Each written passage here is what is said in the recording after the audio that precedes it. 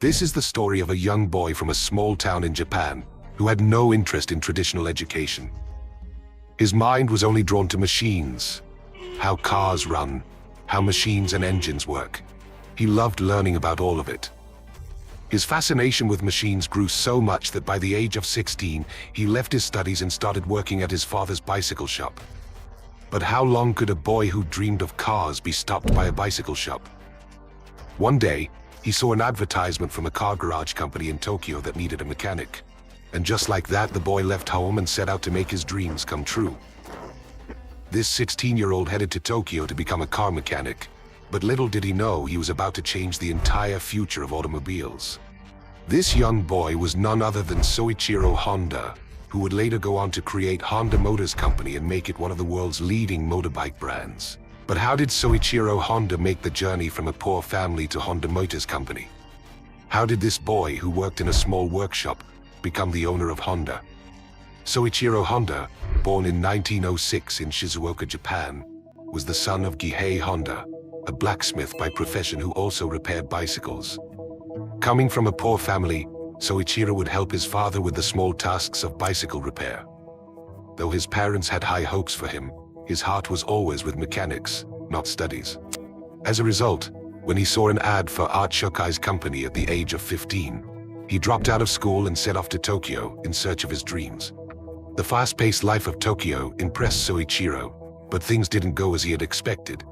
He came there to learn the trade of mechanics, but his age became his biggest obstacle. Soichiro had to join Art Shokai as an intern. The owner didn't assign him mechanic work but gave him tasks like babysitting and cleaning just to keep him busy. Soichiro, though disappointed, knew that going back to his village was not an option.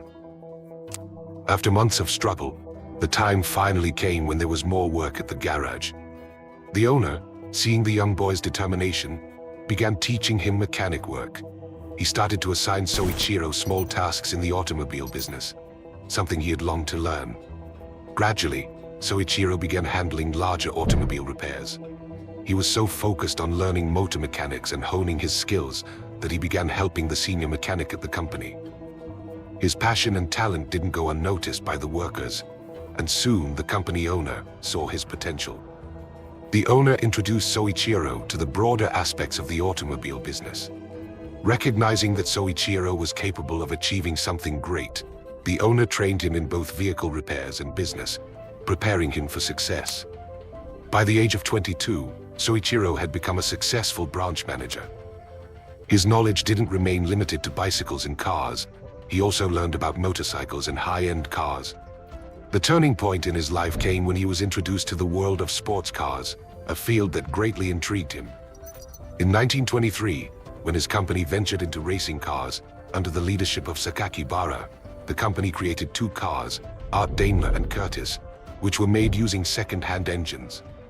These cars won the first prize in the 5th Japan Automobile Competition. From here, Soichiro's fascination with motorsports grew. For the next 3 to 4 years, he worked diligently in the field. Life was going well, and he was gaining good experience. But it wasn't enough for Soichiro. In 1928, he was given the opportunity to open a branch of Art Shokai in Hamamatsu. There, he expanded his work beyond automobile repairs and ventured into car modifications, establishing himself as an inventor. Over time, he earned the title of Edison of Hamamatsu. Starting as a worker, he grew the company to employ around 30 workers. However, his progress hit a setback in 1931 when his car, a turbocharged Ford, crashed during a race. He suffered injuries to his left eye and fractures in his bones, preventing him from racing or working on repairs for months. Forced to bid farewell to car racing, Soichiro was at a low point in his life. However, his determination never wavered.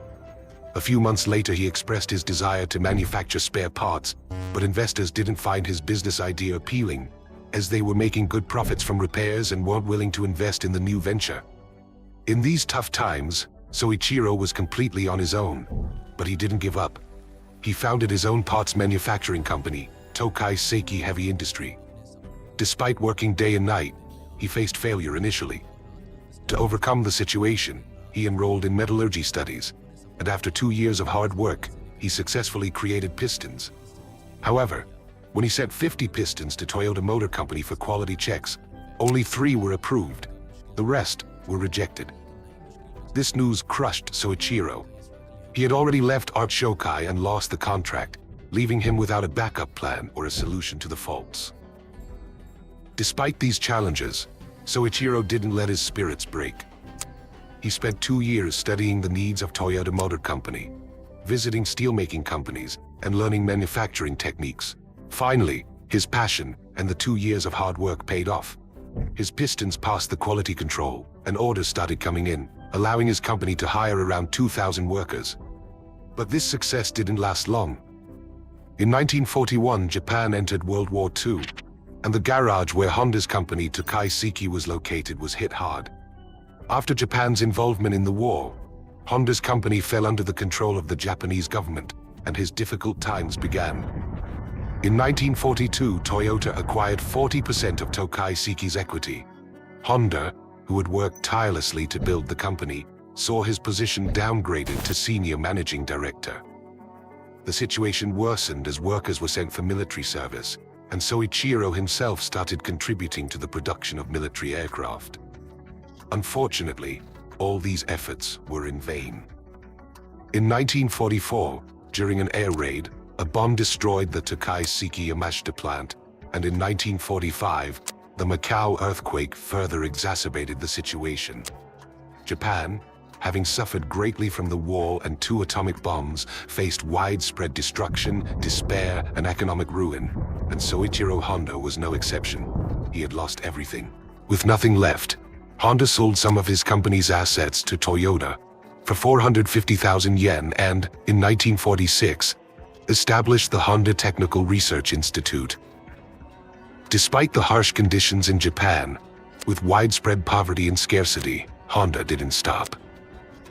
In 1946, when he came across a wireless radio generator engine from the former Imperial Army, he got a new idea. This was the turning point, where Honda's hard work was about to pay off, and his luck was about to change. He used this idea to attach an engine to a bicycle, and created a motorized bicycle. As soon as the product gained popularity, its demand skyrocketed. Initially, he used a used engine to make the product, but later, Soichiro Honda developed his own Type A engine. In 1949, Honda launched his true motorcycle to the market, marking the beginning of his Dream series. Both of Honda's models were considered landmarks in Japanese automotive technology. The popularity of his work grew, and so did his success. After the war, Honda rekindled his connection with his old friend Takeo Fujisawa, whom he knew as a piston ring supplier. Honda hired Fujisawa to handle the company's finances, and together they took Honda Motors to new heights. Honda focused on manufacturing and designing, while Fujisawa took care of the business aspect, and together, they turned Honda Motor into a major brand in Japan. However, Honda's journey didn't stop there. He wanted to introduce his company in America. During a 1956 trip to Germany, Honda noticed mopeds and lightweight motorcycles. He had long wanted to create something that would meet the needs of customers while being affordable. With this idea, in 1958, Honda introduced his first 50cc motorcycle, the Super Cub. This unique product took the market by storm.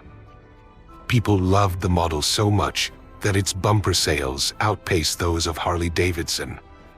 In 1959, Honda motorcycles opened their first dealership, making Honda an international brand. All of Honda's models became top sellers in the motorcycle market. But Honda didn't stop at motorcycles. He also ventured into sports bikes. He personally attended racing events and understood the unique features of winning bikes. With his passion and expertise, Honda launched his first sport bike, the Super Hawk, which won the International Racing Championship in 1962 and set the standard for power and reliability in modern motorcycles. Honda's name became famous worldwide. By the 1960s, Honda had become the world's largest bike manufacturer. But even at the age of 62, Honda wasn't ready to stop. He soon ventured into the four-wheeler market, launching his first air truck model. Later, he introduced the Honda Civic, which became immensely popular for its fuel efficiency.